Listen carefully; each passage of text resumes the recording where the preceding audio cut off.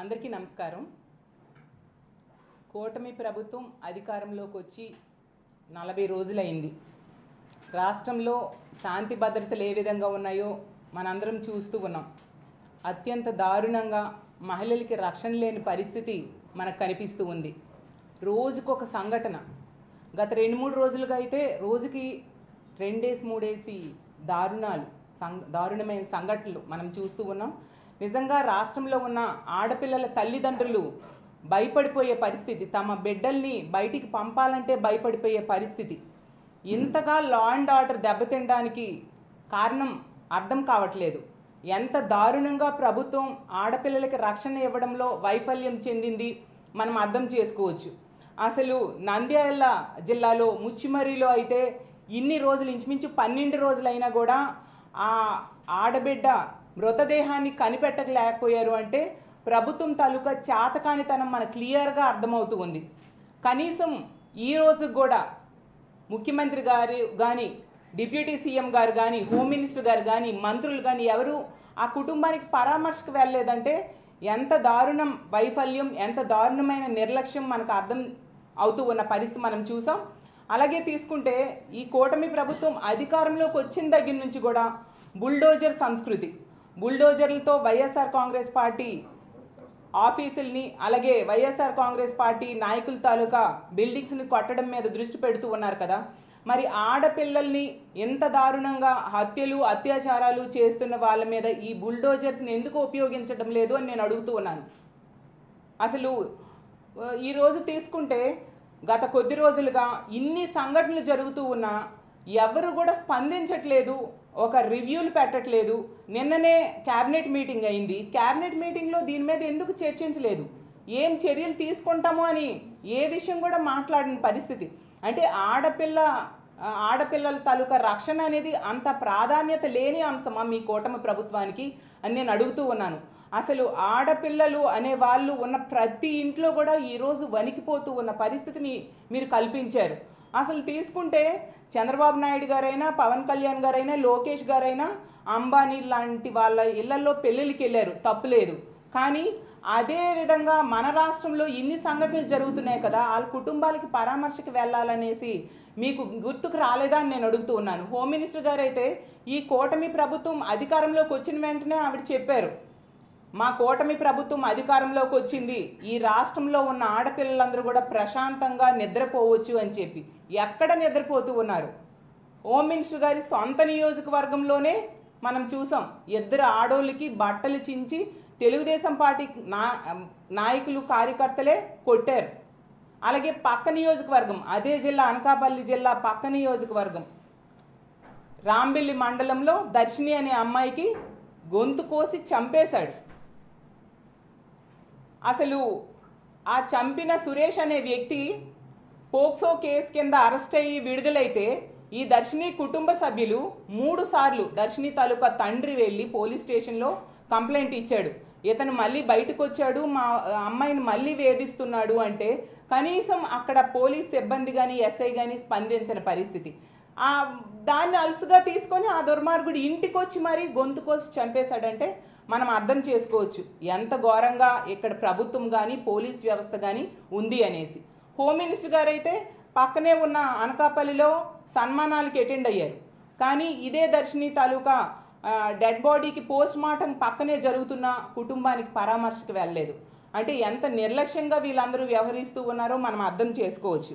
అలాగే అసలు law and order ఇంతగా దెబ్బతినడానికి కారణం ఏంటంటే ఈ కూటమి ప్రభుత్వం అధికారంలోకి వచ్చిన దగ్గర నుంచి చూస్తూ ఉన్నాను, వీళ్ళు ఎంతసేపు వైఎస్ఆర్ కాంగ్రెస్ పార్టీ నాయకుల మీద కక్ష సాధింపులు చేద్దాము, వాళ్ళ బిల్డింగ్స్ లాంటివి ఎలా కూలగొడదాము, ఏ విధంగా వాళ్ళ మీద కేసులు పెడదాము, జగన్మోహన్ రెడ్డి గారి మీదో, మాజీ మంత్రుల మీదో, ఎమ్మెల్యేల మీదో ఏ విధంగా కేసులు పెడదాం అన్న దాని మీద దృష్టి పెట్టారు తప్ప వివక్ష లేకుండా పరిపాలించాలి అనే దాని మీద ఏ కోసైనా దృష్టి పెట్టని పరిస్థితి మనం చూసాం.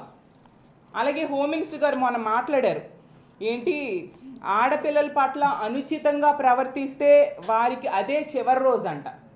అసలు ఇన్ని స్టేట్మెంట్స్ ఇస్తున్నారు, గంజాయి మీద ఉక్కు పాదం మోపుతామని కూడా స్టేట్మెంట్స్ ఇచ్చారు. మరి ఇవన్నీ స్టేట్మెంట్సే తప్ప ఇంప్లిమెంటేషన్ ఎక్కడా కనిపించట్లేదు ఏంటి హోమ్ మినిస్టర్ గారు అని నేను అడుగుతూ ఉన్నాను. నిజంగా ఇవన్నీ మీరు చక్కగా ఇంప్లిమెంట్ చేస్తే నెక్స్ట్ డే నుంచి ఇలాంటి దుర్మార్గమైన సంఘటనలు జరగవు కదా. ఇలాంటి సంఘటనలు జరగకుండా ఉండడం కోసమే ఆ రోజు జగన్మోహన్ రెడ్డి గారు దిశ చట్టం, దిశ యాప్ తీసుకురావడం జరిగింది.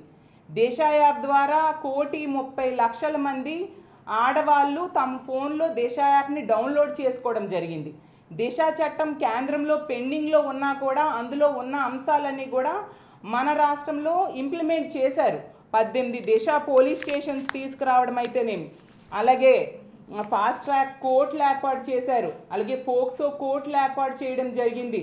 అలాగే దిశ కాల్స్ కోసం 3,000 వాహనాల్ని మానిటరింగ్ కోసం, ఆడోళ్ళు ఎక్కడ ఏ ఇబ్బంది పడతారని మానిటరింగ్ కోసం 3,000 వాహనాలని వాడడం జరిగింది. అలాగే ఎవరైనా కాల్ చేస్తే దిశ యాప్లో కాల్ చేస్తే దానికోసం అన్ని రకాలుగా కాల్ చేసిన 10 నిమిషాల నుంచి 15 నిమిషాల్లో పోలీసులు వెళ్ళి వాళ్ళకి రక్షించే పరిస్థితి. ఆ విధంగా రాష్ట్రంలో 2,800 మంది మహిళల్ని, ఆడపిల్లల్ని దిశ యాప్ ద్వారా రక్షించడం మనం చూసాం. అలాగే 0 FIR కూడా జగన్మోహన్ రెడ్డి గారు తీసుకొచ్చారు. అసలు ఈ దిశ యాప్, దిశ చట్టం అనేది ఎందుకు తీసుకొచ్చారు? పక్క రాష్ట్రంలో ఒక దిశ ఆడపిల్లకి ఒక సంఘటన జరిగింది, అలాంటి సంఘటనలు ఆంధ్రప్రదేశ్ రాష్ట్రంలో ఆడబిడ్డలకు జరగకూడదు అని చెప్పి ఆ రోజు తీసుకొచ్చారు. ఇలాంటి మంచి చట్టం, ఇలాంటి మంచి యాప్ని ఈ కూటమి ప్రభుత్వం అధికారంలోకి వచ్చిన దగ్గర నుంచి చూస్తూ ఉన్నాం. దిశ యాప్ లేదు, దిశ చట్టం లేదు. ఇదే మాట హోమ్ మినిస్టర్ గారు ఎన్నోసార్లు చెప్తూ ఉన్నారు, ఆ పార్టీ నాయకులు చెప్తూ ఉన్నారు. దాంతో ఇలాంటి దుర్మార్గులకి భయం లేకుండా పోయింది. ఇది ఒక ఆయుధం, దిశ అనేది ఒక ఆయుధం. దీన్ని నిర్వీర్యం చేసేస్తే ఇలాంటి దుర్మార్గులు పేటరేగిపోరా? మహిళల మీద అత్యాచారాలు, హత్యలు చేయరా? ఈరోజు రాష్ట్రంలో తీసుకుంటే మనం చూస్తే 3 హత్యలు 6 అత్యాచారాలు అన్నట్టుగా ఉన్న పరిస్థితి. దీనికి ఎండ్ అనేది లేదా? ఒక ఆయుధం తయారు చేసిన వాడి మీద కోపంతో ఆయుధాన్ని నిర్వీర్యం చేస్తే, ఆయుధాన్ని వాడకపోతే ఖచ్చితంగా దుష్టులు, దుర్మార్గులు విజృంభిస్తారు. అలాంటి పరిస్థితి మా ప్రభుత్వం మీద, మా జగనన్న మీద, మా నాయకుల మీద ఉన్న కోపంతో వాళ్ళు ప్రవేశపెట్టిన ఇంత మంచి సిస్టమ్ని ఎందుకు మీరు నిర్వీర్యం చేస్తూ ఉన్నారు? దయుంచి కూటమి ప్రభుత్వానికి నేను చెప్తూ ఉన్నాను, దిశ అనేది చాలా అద్భుతమైన ఆయుధం. దుర్మార్గుల్ని చీల్చి చెండాడే ఈ ఆయుధాన్ని మీరు మళ్ళీ యాక్టివేట్ చేయండి. అలాగే ఇది కేంద్రం దగ్గర పెండింగ్లో ఉంది. మీరు ఎలాగూ కూడా కూటమిలో ఉన్నారు కాబట్టి కేంద్రం మీద ప్రెషర్ పెట్టి ఆ దిశ చట్టం అనేది అమల్లోకి వచ్చేట్టుగా చేయాల్సిందిగా మిమ్మల్ని వేడుకుంటూ ఉన్నాను. ఈరోజు తీసుకుంటే అసలు ఎన్ని సంఘటనలు, ఎంత ఘోరమైన పరిస్థితి మన రాష్ట్రంలో ఉందో అర్థం కావట్లేదు. జూన్ 10th అంటే ఈ కూటమి ప్రభుత్వం 4వ తేదీన గెలుపు అనేది రావడం జరిగింది. జూన్ 10th 2024లో అల్లూరు సీతారామరాజు జిల్లా పాడేరులో మోదుకొండమ్మ జాతర సందర్భంగా అక్కడికి తల్లిదండ్రులతో కలిసి వచ్చిన 6 ఏళ్ల చిన్నారిపై కొందరు యువకుల సామూహిక అత్యాచారం. జూన్ 21 చీరాల మండలం ఈపురుపాలెంలోని సీతారాంపురంలో 21 ఏళ్ల యువతిపై అత్యాచారం, ఆ తర్వాత దారుణమైన హత్య. అదే రోజు ఉదయం ఇంటి సమీపంలోని రైల్వే ట్రాక్ వద్దకు టాయిలెట్ కోసం వెళ్ళిన యువతి ఎంతసేపటికి కూడా తిరిగి రాకపోతే వెతకడంతో రైల్వే ట్రాక్ సమీపంలో యువతి మృతదేహం కనిపించింది. అలాగే జూన్ 27న విజయనగరంలో యువతిని ప్రేమించానంటూ వెంటబడిన ఒక ఉన్మాది ఆ ప్రేమని అడ్డుకున్నారంటూ యువతి తండ్రిని నడి రోడ్డు మీద దారుణంగా నరికి చంపాడు. అలాగే జూన్ 27 అన్నమయ్య జిల్లా నిమ్మనపల్లి మండలం దివిటిపాలెంలో వివాహిత దారుణ హత్య. ఇంట్లో ఉన్న ఆమెను గుర్తు తెలియని దుండగులు గొంతు కోసి హత్య చేశారు. ఎంత దారుణం, ఎన్ని సంఘటనలు. జూన్ 27 విజయవాడలోని ఒక మదర్సాలో 15 ఏళ్ల కరిష్మా అనే విద్యార్థిని అనుమానాస్పద మృతి. అలాగే జూన్ 30 హోంమంత్రి వంగలపూడి అనిత గారి సొంత నియోజకవర్గంలోని కోట ఊరట్లలో దారుణంగా ఆ వీడియో రాష్ట్ర ప్రజలందరూ చూశారు. 2 మహిళలు, లక్ష్మి అనే మహిళ, అలాగే తన తోటి కోడలు మీద కూడా బట్టలు చించేసి తెలుగుదేశం పార్టీ కార్యకర్తలే దుర్మార్గంగా కొడితే ఎవరు బాధించబడ్డారో వాళ్ళ మీదే కేసులు పెట్టారు ఈ కూటమి ప్రభుత్వం. అంత ఘోరంగా పరిపాలన, లా అండ్ ఆర్డర్ ఉంది. అలాగే తీసుకుంటే హోమ్ మినిస్టర్ గారి పక్క నియోజకవర్గం అనే రాంబిల్లిలో దర్శిని అనే అమ్మాయి మీద వాళ్ళు ఇప్పుడే చెప్పాను, ఎంత కంప్లైంట్ 3 సార్లు కంప్లైంట్ చేసినా పట్టించుకోకపోవడం వలన అతను చంపేస్తే వీళ్ళు ఆ హత్య చేసిన సురేష్ అనే వ్యక్తిని వెతకడానికి 12 బృందాలు పెట్టాము అని చెప్పారు. 12 బృందాలు ఎక్కడ పోలీస్ బృందాలు తిరిగాయో నాకైతే అర్థం కాలేదు. ఇంటి వెనకాల 200 మీటర్ల దూరంలో ఆ సురేష్ అనే వ్యక్తి ఆత్మహత్య చేసుకొని పడి ఉన్నాడు. అది కూడా పోలీసులు కనిపెట్టలేదు.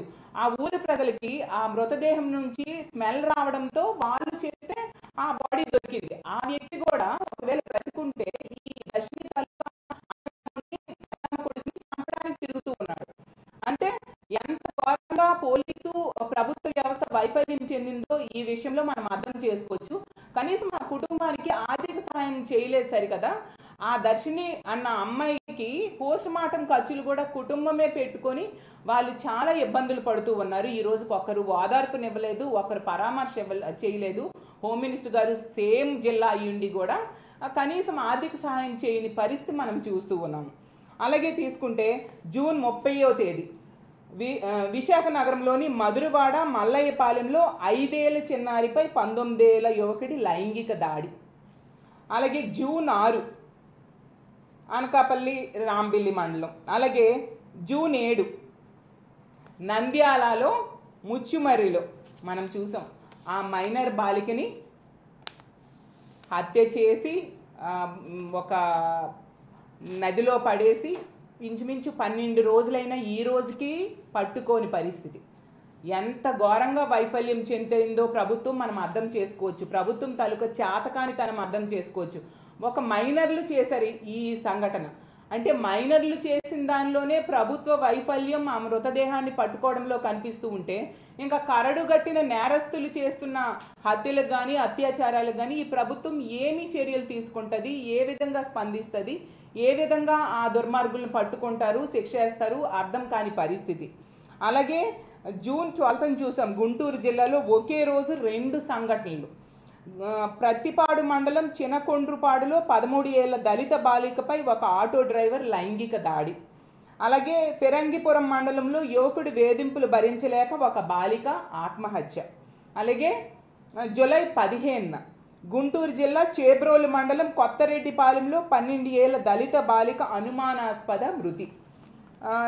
ఇలా ఎన్నో ఆదోనిలో తీసుకుంటే దళిత మహిళను పచ్చపార్టీ ఉన్మాదులు ట్రాక్టర్తో గుద్ది నిర్లక్ష్యంగా నిర్దాక్షిణ్యంగా చంపేసిన విషయం మనందరము చూసాం.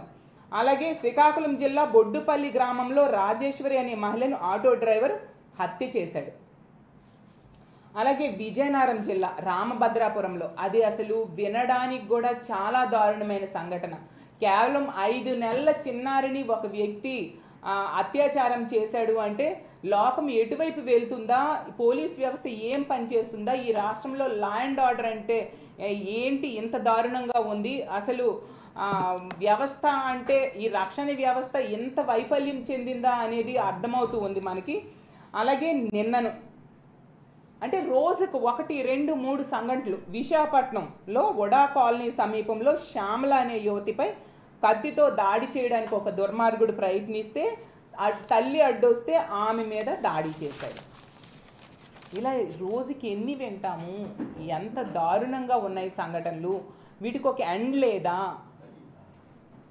ఈ ప్రభుత్వం దీని మీద చర్యలు తీసుకోదా? ఇలాగే ఉంటుందా? చూస్తే మాట్లాడితే చంద్రబాబు నాయుడు గారు, మన రాష్ట్ర ముఖ్యమంత్రి గారైన చంద్రబాబు నాయుడు గారు శ్వేతపత్రాలు రిలీజ్ చేస్తూ ఉన్నారు. మరి ఈ హత్యలు, మహిళల మీద, ఆడపిల్లల మీద హత్యలు, అత్యాచారాల మీద శ్వేతపత్రం ఎందుకు రిలీజ్ చేయట్లేదు? ఆడపిల్లల రక్షణ అనేది మీకు అసలు ప్రాధాన్యత అంశం కాదా? అసలు పట్టించుకోరా? మీరు సమీక్ష చేయరా? చర్యలు తీసుకోరా? కఠినమైన చట్టాలు తీసుకురారా అని నేను అడుగుతూ ఉన్నాను. అలాగే ఎంతసేపు కూడా లోకేష్ గారు రెడ్ బుక్ అమలు చేస్తాను ఇంతే తప్ప రెడ్ బుక్ అమలు చేయడం మీద ఉన్న ధ్యాస మహిళల రక్షణ మీద పెట్టుంటే బాగుంటుంది అని నేను తెలియజేస్తూ ఉన్నాను. ఇన్ని స్టేట్మెంట్స్ ఇస్తూ ఉన్నారు, కానీ ఎక్కడ అమలులో ఏమి జరుగుతున్నాయి? ఎందుకు ఇలా రిపీట్ అవుతూ ఉన్నాయి? మీరందరూ చెప్పాల్సిన అవసరం ఉంది. అలాగే తీసుకుంటే ఇప్పుడు ఇన్ని సంఘటనలు ముఖ్యంగా ముచ్చుమర్రి సంఘటన గురించి దేశవ్యాప్తంగా చర్చ జరుగుతుంది. నేషనల్ మీడియా కూడా దీని విషయం మాట్లాడుతూ ఉంది. అసలు ఈ సంఘటనలన్నింటిలో కూడా తల్లిదండ్రులు ఎంతగా ఏడుస్తూ ఉన్నారు, ఎంత బాధపడుతూ ఉన్నారు మనందరము చూసాము. కానీ ప్రభుత్వానికి చలనం లేదు, ప్రభుత్వం పట్టించుకోవట్లేదు. ఎంతసేపు కక్ష సాధింపులు, బుల్డోజర్ల సంస్కృతి మీదే దృష్టి పెడుతూ ఉంది తప్ప ఇలాంటి దుర్మార్గుల్ని, ఆడపిల్లలకి హత్యలు కానీ అలాగే అత్యాచారాలు కానీ చేసిన వాళ్ళకి కఠినమైన శిక్షల మీద, వాళ్ళని పట్టుకోవడం మీద, ఒక పటిష్టమైన యంత్రాంగం ఏర్పాటు చేయడం మీద అస్సలు దృష్టి పెట్టట్లేదు. ఖచ్చితంగా ఇప్పటికైనా ప్రభుత్వం మేలుకోవాల్సిందిగా కోరుతూ ఉన్నాను. ఇలాంటి సంఘటనలు జరగకుండా చూడాల్సిన అవసరం ఖచ్చితంగా ముఖ్యమంత్రి గారి మీద, డిప్యూటీ సీఎం గారి మీద, అలాగే మంత్రుల మీద, ముఖ్యంగా హోమ్ మినిస్టర్ ఆవిడ ఒక మహిళ అయ్యుండి కూడా ఎన్నో స్టేట్మెంట్స్ ఇస్తూ ఉన్నారు తప్ప ఏమాత్రం అవన్నీ అమల్లో చూపించట్లేదు. కనీసం ఆ కుటుంబాలకి పరామర్శ చేయండి అమ్మా, అలాగే ఆ కుటుంబాలకి ఆర్థిక సహాయం చేసి ఆదుకోండి. చాలా కుటుంబాలకి ఇప్పుడే చెప్పాను, పోస్ట్ మార్టం ఖర్చులు కూడా ప్రభుత్వం ఇవ్వని పరిస్థితిలో ఉన్నారు. అలాగే ఇలాంటివి రిపీట్ అవ్వకుండా చూడాల్సిన అవసరం ఉంది. కఠినమైన శిక్షలు వేయాలి, దర్యాప్తు చేయాలి. అలాగే ఆ కుటుంబానికి భరోసాని ఇవ్వాల్సిన అవసరం మీ మీద ఉంది.